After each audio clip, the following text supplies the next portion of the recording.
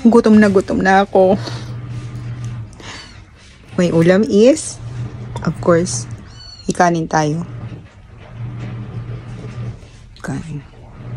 Kanin. And then, sardinas. With maraming sibuyas.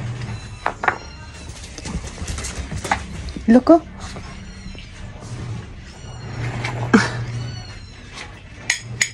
That's it. Ilagyan ko rin ito ng sukang pinakurat.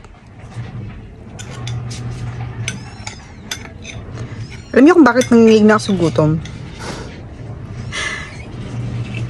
Nagising ako ng 1 o'clock, naligo. Nagmap dito. Kasi nga yung mga ihi nila. Then boom.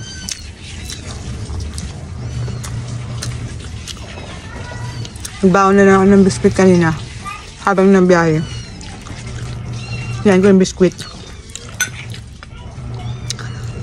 Dahil wala pang naluluto. Sardinas na lang tayo. Sardinas.